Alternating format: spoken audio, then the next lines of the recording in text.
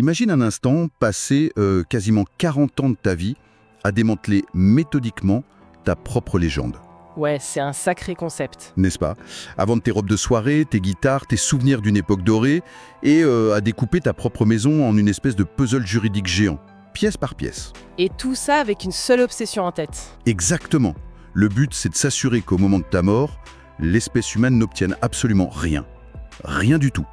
Et que les animaux raflent la mise. C'est un scénario qui défie complètement toute logique quand on parle de la gestion de patrimoine d'une immense célébrité, en fait. C'est clair. Et pourtant, c'est très exactement ce qui s'est passé le 28 décembre 2025, à la mort de Brigitte Bardot. Elle avait 91 ans. Une onde de choc, vraiment. Ah oui, parce que l'ouverture de son testament, c'était pas juste une formalité chez le notaire, hein. Ça a été l'activation d'une véritable bombe à retardement juridique. Tout à fait. D'accord. Décortiquons un peu tout ça. Parce qu'en plongeant dans la montagne de sources qu'on a rassemblées pour cette exploration en profondeur aujourd'hui... Et il y en a un paquet. Ok, oui. On a des enquêtes hyper pointues de Libération, de Paris Match, les confidences de son entourage sur BFM TV, sans parler des articles récents là du printemps 2026 venant de Balkan Web et d'Official. Et quelques documentaires très riches sur YouTube aussi. Voilà. Et quand on compile tout ça, on réalise que ce n'est pas du tout l'histoire d'un simple héritage de star. Non, c'est bien plus profond que ça. C'est l'histoire d'une femme qui a utilisé les lois créées par les hommes pour sanctuariser un monde sans hommes. C'est fascinant. Et je pense que c'est la première erreur d'interprétation à éviter ici pour ceux qui nous écoutent. En lisant ces documents rapidement, on pourrait croire, je sais pas, au caprice d'une star vieillissante. Ouais, le cliché de la diva, quoi. Exactement. Ou à une impulsion de dernière minute. Or, notre analyse de toutes ces sources montre tout le contraire. Ce testament, c'est l'aboutissement implacable de 4 décennies d'une stratégie d'une précision chirurgicale. Chirurgique, c'est le mot. C'est le point d'orgue d'une vie faite de choix très radicaux, de ruptures familiales intenses et d'une volonté farouche de bâtir une forteresse inattaquable. Alors justement, pour comprendre l'architecture de cette fameuse forteresse, il faut d'abord qu'on mesure la violence du siège qu'elle a subi pendant sa jeunesse. Oui, le contexte est indispensable. Les sources reviennent longuement sur le mythe bébé, tu sais, celui des années 60. L'icône mondiale, oui. Voilà, on parle de 50 films, du raz de marée planétaire de Et Dieu créa la femme, de ses 80 chansons. Mais j'ai été frappé par un contraste vraiment saisissant dans l'un des documentaires qu'on a visionné. Ah oui, par rapport à son enfance. Exactement. Enfant, elle se percevait littéralement comme le vilain petit canard de sa famille. Une famille bourgeoise, très stricte. Elle en souffrait beaucoup d'ailleurs. Énormément. Elle portait d'épaisses lunettes, un appareil dentaire. Elle se trouvait laide en fait. Et d'un coup, sans vraiment de transition, cette jeune fille bourrée de complexes est propulsée au rang d'objet de désir planétaire. Le choc thermique a dû être d'une violence inouïe. C'est ça. Et ce qui ressort des témoignages, c'est que cette gloire, ce n'était pas une libération pour elle. Ce fut une véritable incarcération. Une prison dorée, mais une prison quand même. Pire que ça, elle vivait traquée. Nos sources rappellent qu'elle a dû accoucher chez elle, barricadée. Ah oui, c'est vrai, cette anecdote est terrifiante. Imagine un peu, pendant qu'une centaine de paparazzi campaient littéralement sous ses fenêtres, prêts à tout pour voler une image du bébé. C'est suffocant.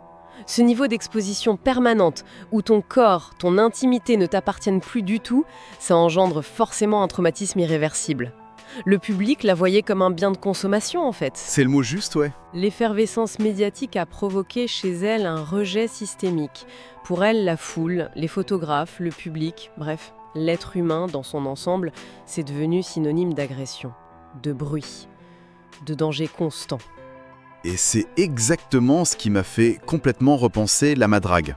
Sa fameuse propriété. Oui, cette propriété de Saint-Tropez qu'elle a achetée en 1958. Au départ, en lisant nos notes préparatoires, j'imaginais la classique villa de milliardaire sur la Côte d'Azur, tu vois. La piscine, le luxe, le glamour. Voilà. Mais en fait, quand on analyse comment elle l'a aménagée, c'était conçu mécaniquement comme le sas de décontamination d'un vaisseau spatial. Un sas de décontamination. C'est une super image. Ah oui, tu sais, cette petite pièce étanche où l'on purge l'air toxique de l'extérieur avant de pouvoir entrer dans la zone de survie. C'est exactement ça. Elle y a érigé des murs immenses, elle s'est barricadée à l'intérieur avec la nature. Elle a opéré un filtrage drastique. Complètement. Pour s'assurer que le monde extérieur ne l'atteigne plus jamais. L'humanité devait rester à la porte et seule une poignée de très rares élus pouvaient franchir ce sas. Ce qui est fascinant ici, c'est la manière dont la géographie de cette maison est devenue le reflet exact de sa structure psychologique. C'est-à-dire ? La Madrague imposait une hiérarchie totalement inversée. À l'intérieur, l'animal était le souverain légitime et l'humain n'était qu'un simple invité, et encore, sous très haute surveillance. Ah, je vois, oui. Les sources citent d'ailleurs ses propres mots pour expliquer cette bascule. Elle disait souvent que les animaux ne trahissent jamais, qu'ils ne demandent rien, qu'ils ne jugent pas. Contrairement au paparazzi. Exactement. Il y a cette phrase terrifiante de lucidité qui est rapportée dans plusieurs articles de notre dossier « Sans les animaux, je me serais suicidé ». Ah ouais, ça pose le décor. C'est lourd de sens. L'animal n'était pas juste une passion ou un hobby de star riche, c'était son unique ancrage vital face à une réalité humaine qui menaçait littéralement de la broyer. Mais le drame de ce sas de décontamination dont je parlais, c'est qu'il était tellement étanche qu'il a fini par rejeter sa propre chair. Oui, là on touche à la partie la plus douloureuse du dossier. Et là, l'histoire bascule dans un conflit familial qui a fait couler énormément d'encre en France. La relation fracturée avec son fils unique. Nicolas-Jacques Chalier. C'est ça. Né en 1960, nos sources reviennent longuement sur les mémoires de l'actrice parues en 1996. Et je dois dire, les termes qu'elle y emploie sont d'une rudesse, difficile à concevoir pour beaucoup. D'une très grande violence verbale, oui. Elle compare littéralement sa grossesse à une, je cite, « tumeur qui se nourrissait d'elle-même ». Et elle écrit noir sur blanc qu'elle aurait préféré accoucher d'un petit chien. C'est une déclaration qui a choqué la France entière à l'époque. Tu m'étonnes. Mais attends, comment on doit analyser une telle déclaration aujourd'hui? C'est complexe. Est-ce que c'est le refus ultime d'une femme fondamentalement libre face à l'injonction d'une société qui exigeait qu'elle joue le rôle de la mère parfaite? Ou bien est-ce que c'est simplement le symptôme d'un traumatisme médiatique si profond qu'il a annihilé tout instinct maternel chez elle? Je dirais que la grille de lecture est forcément double. D'un côté, c'est le rejet d'une maternité vécue comme une vraie dépossession de son propre corps. Surtout à une époque où, rappelons-le, le droit à l'avortement n'existait pas en France. Oui, le contexte historique est crucial. Et de l'autre, c'est l'incapacité psychologique pure et simple d'assumer la charge d'un enfant, alors qu'elle-même se noyait sous la pression publique. Elle était en mode survie. Je comprends. Mais bon, quelles qu'en soient les raisons, ça a laissé des traces. Évidemment. Au-delà de l'analyse psychologique, les conséquences factuelles ont été d'une brutalité judiciaire immédiate. C'est-à-dire qu'il y a eu un procès, c'est ça? Tout à fait. Suite à la publication de ces mots dans son livre, Nicolas a intenté un procès à sa mère. Et la justice lui a donné raison. Ah oui, quand même. Il s'en est suivi un fossé énorme, non seulement géographique, puisqu'il a construit sa vie en Norvège, loin d'elle. Loin de la madrague, en tout cas? Exactement. Mais c'était surtout un fossé émotionnel qui semblait à l'époque totalement insurmontable. Mais justement, j'ai une question toute simple en lisant cela, et je pense que beaucoup de ceux qui nous écoutent se demandent la même chose. Dis-moi. Si elle rejetait à ce point le monde des humains, et qu'elle avait une relation si fracturée avec son fils, pourquoi ne pas avoir simplement rédigé un testament clair et net? Ah. Elle aurait pu écrire un truc du genre « Je lègue 100% de ma fortune à ma fondation et je déshérite mon fils ». Le fameux coup du testament coupé au couteau. Bah oui. C'est le genre de choses qu'on voit tout le temps dans les drames familiaux américains ou dans les films corses, quoi. Pourquoi s'encombrer de décennies de montage juridique hyper complexe si elle voulait juste tout donner aux animaux? Alors, c'est là que le droit entre en scène de manière très coercitive. Et c'est passionnant. En France, le modèle du testament américain où l'on raye un enfant d'un trait de plume sur un bout de papier, ça n'existe pas. Vraiment? On peut pas faire ça? Impossible! Le Code civil français repose sur un principe très ancien et fondamental, la protection absolue de la lignée sanguine.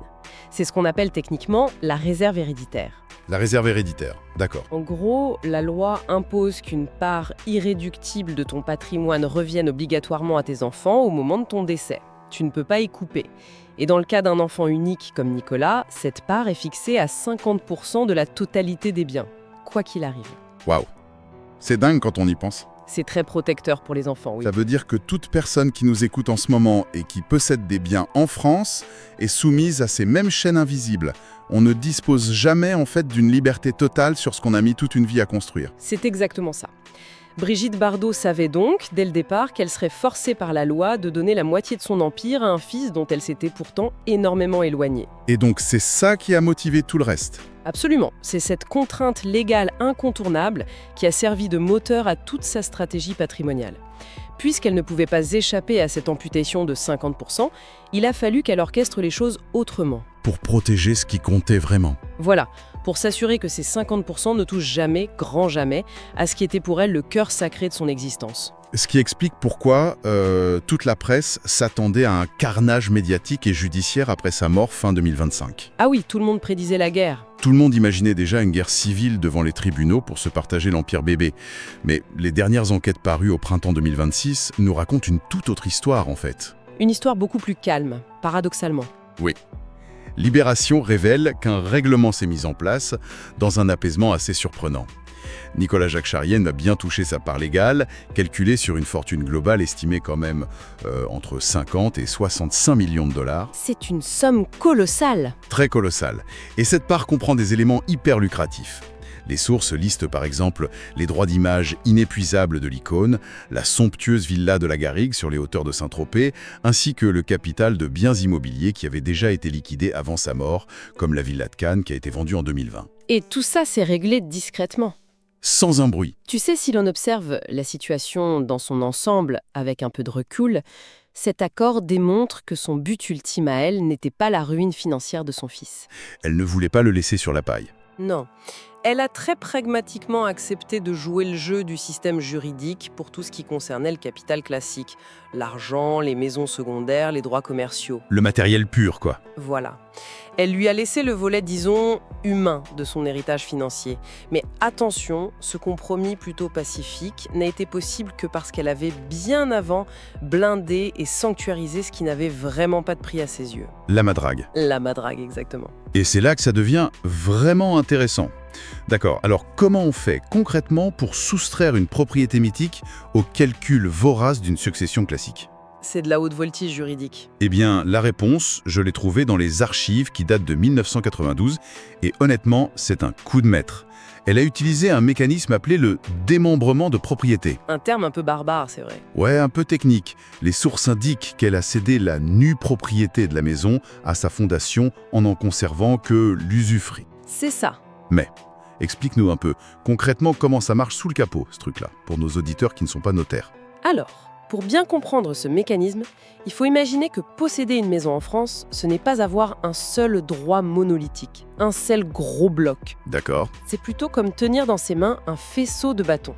Chaque bâton représente un droit différent sur la maison. Ok, je visualise les bâtons. Il y a un bâton qui te donne le droit d'habiter les lieux, d'y vivre au quotidien, ça c'est l'usufruit. L'usage du fruit, logique. Et à côté de ça, il y a le bâton qui te donne le droit de posséder les murs, de pouvoir vendre ou donner le bien à quelqu'un d'autre. Ça, c'est la nue propriété. D'accord, je te suis. Eh bien, en 1992, ce qu'a fait Brigitte Bardot, c'est qu'elle a pris le bâton de la possession des murs et elle l'a donné officiellement à sa fondation.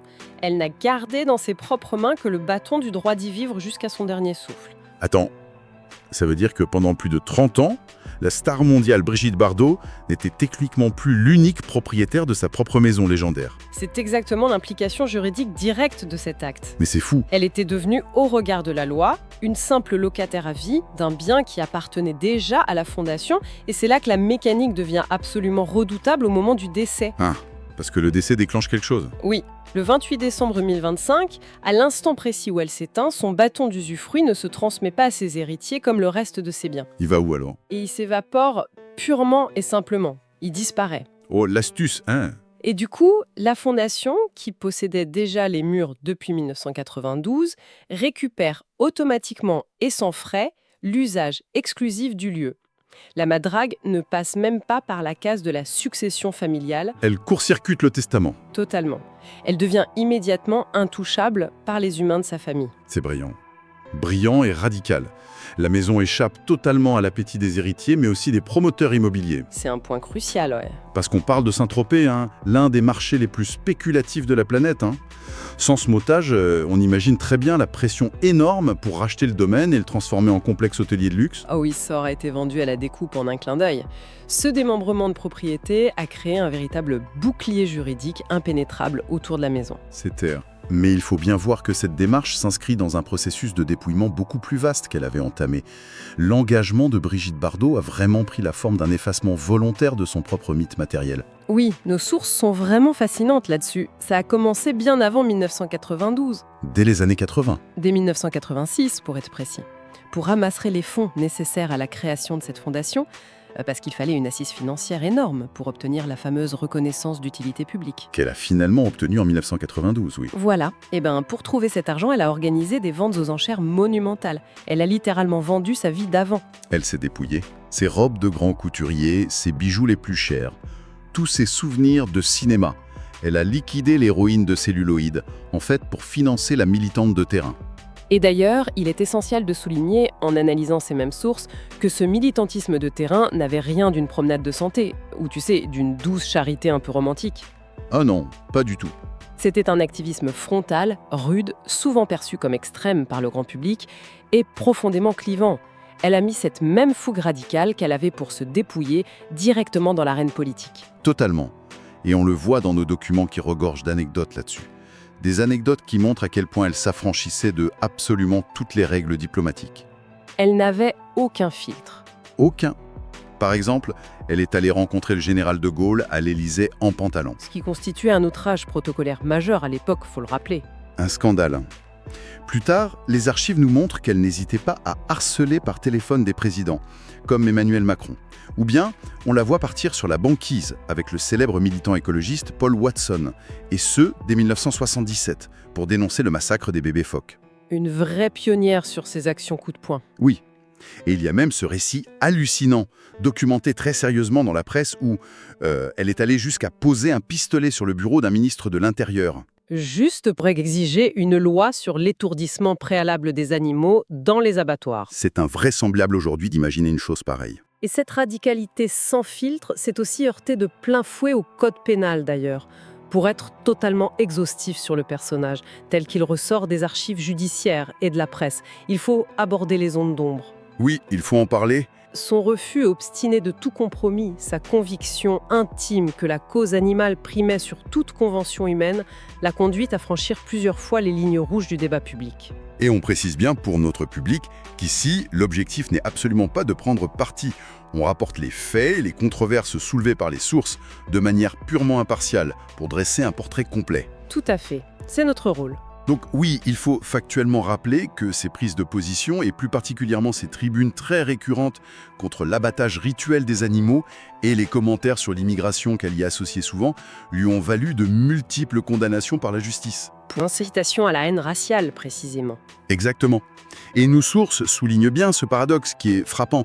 Celle qui se voulait la protectrice absolue, inconditionnelle des êtres vulnérables que sont les animaux, était en même temps capable de tenir des discours d'une violence extrême envers certaines communautés humaines. C'était un personnage qui polarisait la société à l'extrême. Elle n'hésitait jamais à dynamiter sa propre image publique si elle estimait, à tort ou à raison, que cela servait le combat de sa fondation. Le but justifiait les moyens en somme. Cette dichotomie illustre parfaitement sa vision du monde en fait. Une hiérarchisation très personnelle où le bien-être animal justifiait à ses yeux de brûler tous les ponts avec le consensus humain, avec la morale politique ou même avec la bienséance judiciaire. Et ce désir viscéral de tout maîtriser, de dicter sa propre loi face au monde extérieur, s'est pourtant heurté à un ultime défi. Le dernier de tous. Le plus intime qui soit, lors des tout derniers jours de sa vie, le devenir de son propre corps.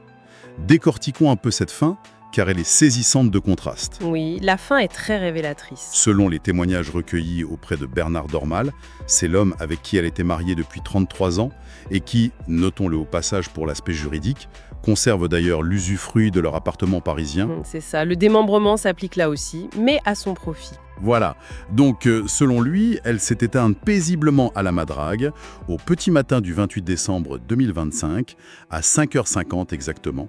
Les sources rapportent un moment d'une infinie fragilité où, juste avant de partir, elle a murmuré ces mots « piou piou fini ». Un adieu très simple. Très simple. Mais instantanément, dès l'annonce officielle du décès, la grande machine officielle se met en route. L'Élysée appelle l'entourage pour proposer l'organisation d'un grand hommage national. La récupération classique d'une icône française, quoi. C'est ça. Et la réponse, eh bien, les proches ont tout simplement envoyé balader la présidence de la République. Sans ménagement. Sans aucun ménagement. Ils ont exigé qu'à la place de, je cite, « cérémonies inutiles », le gouvernement crée enfin un ministère de la condition animale. Même dans le deuil, ils n'ont fait preuve d'aucune diplomatie. Alors ce rejet du faste républicain, c'était prévisible, c'est la cohérence militante poussée jusqu'au bout, on s'y attendait. Cependant, c'est vraiment sur la question de son lieu de repos éternel que surgit la dernière grande contradiction de ce dossier. Ah oui, le mystère de la tombe. Oui, cela soulève une question cruciale qui laisse encore aujourd'hui tous les observateurs complètement perplexes. C'est une vraie énigme, parce que pendant des années, elle a répété sur tous les plateaux de télévision, dans toutes ses interviews, qu'elle avait pris toutes ses dispositions pour être enterrée chez elle, dans le jardin de la Madrague. Sous les pins, oui. Sous les pins, tout près des petites tombes où reposent ses propres chiens et chats. Elle affirmait vouloir échapper au circuit classique, parce qu'elle était terrifiée, mais vraiment terrifiée, à l'idée que sa tombe ne devienne une espèce d'attraction touristique macabre. Et pourtant, le 7 janvier 2026, la France découvre avec une stupéfaction totale qu'elle est inhumée, au cimetière marin de Saint-Tropez. Dans le caveau familial classique ? Dans le caveau de ses parents et grands-parents. Mais qu'est-ce qui a bien pu se passer? Est-ce que l'administration a bloqué le processus au dernier moment pour des raisons sanitaires? Eh bien, figure-toi que c'est l'hypothèse que toute la presse a immédiatement formulée. Parce que c'est vrai, le droit funéraire français est extrêmement restrictif. Enterrer un corps dans une propriété privée, ça requiert des dérogations préfectorales très complexes, des expertises hydrogéologiques sur les sols, etc. Donc on s'est dit que l'État avait dit non. Logique, mais les enquêtes très fouillées de Libération, croisées avec celles de la presse régionale voiroise, ont mis au jour une information totalement inattendue. Dis-moi. La préfecture du Var assure, de manière catégorique, n'avoir jamais reçu la moindre demande officielle d'inhumation dans le jardin de la Madrague. Attends. Donc elle n'a même pas essayé? Apparemment non. Aucune demande administrative n'a été déposée. Mais l'énigme est totale alors. Pourquoi renoncer volontairement à la volonté d'une vie entière? Est-ce qu'elle a eu, genre, une illumination de dernière minute en réalisant qu'enterrer son propre corps à la Madrague, c'était finalement prendre le risque immense de transformer son refuge intime en un lieu de pèlerinage permanent? C'est une piste ? Peut-être qu'elle a compris que sa présence physique, même sous terre, menacerait à terme la tranquillité du lieu pour les animaux. C'est une lecture très pertinente des faits. Elle a peut-être sacrifié le repos éternel de son propre corps au cimetière pour garantir la paix inviolable du domaine. Car il faut bien rappeler que l'avenir de la Madrague, tel que dicté par ses ultimes volontés, est très très spécifique. Oui, le domaine est désormais entièrement entre les mains de sa fondation. Et c'est une machine colossale qui aide aujourd'hui plus de 12 000 animaux. Et la Madrague va être transformée en musée. Un musée très particulier. Ah oui, ces consignes sont formelles, obsessionnelles presque. Nos sources le confirment. Rien ne doit bouger. Pas un seul meuble, pas une babiole, pas même un coussin sur un canapé. Le temps doit s'arrêter au matin du 28 décembre 2025. Exactement. Et l'idée derrière ça, c'est que la curiosité voyeuriste du public pour la vie de la star serve enfin à financer la cause animale grâce aux billets de visite. Ce musée représente en fait la clé de voûte de son édifice. C'est le moment où elle décide d'instrumentaliser froidement ce voyeurisme humain qu'elle méprisait tant pour le convertir en une source de revenus inépuisable pour ses combats. Alors qu'est-ce que tout cela signifie au fond ? Si l'on prend un peu de recul sur toute cette montagne d'informations, cette histoire nous renvoie à une question vraiment vertigineuse, je trouve, sur la façon dont on tente tous, à notre échelle, de sculpter la trace que l'on laisse sur cette terre. Absolument. On observe ici la trajectoire d'une femme qui a passé la majeure partie de son existence à fuir le regard de ses semblables pour chercher la paix dans le silence des bêtes. Et pour protéger cette paix après sa mort, elle a dû utiliser les mécanismes les plus froids, les plus abstraits et les plus complexes conçus par l'esprit humain. Le démembrement de propriété. Les fondations reconnues d'utilité publique. Les subtilités de la réserve héréditaire, oui. Tout ça. Elle a littéralement retourné le système juridique des hommes contre l'humanité elle-même pour s'assurer qu'à la toute fin, ce soit les animaux qui sortent vainqueurs. C'est fascinant. Et l'analyse de cette trajectoire incroyable nous amène d'ailleurs à formuler une ultime réflexion construite sur un paradoxe frappant qu'on trouve au cœur de ce dossier. Lequel ? Eh bien, en verrouillant légalement la Madrague et en exigeant que ce sanctuaire devienne un musée public, où le temps est artificiellement figé, où chaque objet du quotidien est maintenu en place, Oui. Brigitte Bardot n'a-t-elle pas finalement engendré exactement ce qu'elle fuyait avec le plus de terreur ? Ah, Elle a créé une exposition publique permanente, Un véritable mausolée où son fantôme, ses goûts, son intimité la plus stricte seront éternellement scrutés, photographiés et analysés par cette même foule humaine qu'elle cherchait pourtant désespérément à filtrer, tu te souviens, dans son fameux sas de décontamination. C'est vrai. En voulant arrêter le temps pour protéger les animaux, elle a peut-être, malgré elle, construit la vitrine ultime pour l'éternité de sa propre légende. C'est une réflexion fascinante à méditer.